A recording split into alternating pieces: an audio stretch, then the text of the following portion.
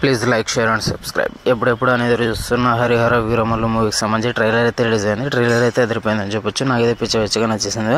ఓవరాల్గా షార్ట్స్ అయితే భలే అనిపించాయి. నాకైతే మిక్స్డ్ రెస్పాన్స్ కలిగినప్పటికీ shorts, BGM, VFX, Pawan Kalyan గారి డైలాగ్స్ అండ్ పవన్ కళ్యాణ్ గారి లుక్స్ అయితే మైండ్ బ్లోయింగ్ అని చెప్పొచ్చు. మూవీ మీద హైప్ అమాంతం పెరిగిందనడంలో ఏమాత్రం సందేహం లేదు.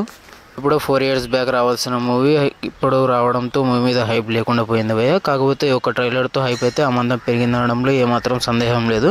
ట్రైలర్ మీరు చూసారా? మీకు ఎలా అనిపించింది కిందైతే కామెంట్ చేయండి. నాకైతే పిచ్చగా నచ్చేసింది. అక్కడక్కడ వింటేజ్ పవన్ కళ్యాణ్ గారి లుక్స్ అయితే కనిపించాయని చెప్పొచ్చు.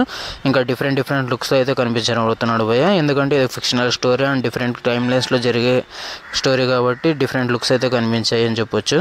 మూవీకి పెట్టిన బడ్జెట్ మనకు కనిపిస్తూనే ఉంది. విఎఫ్ఎక్స్ కానీ ఆ షార్ట్స్ కానీ మంచిగా అనిపించాయి. ఈ మూవీకి ఫైనల్ సోర్స్ వచ్చేసి ఈ ట్రైలర్ హైప్ పంచడంలో సక్సెస్ అయిందని నాకైతే అనిపిస్తుంది.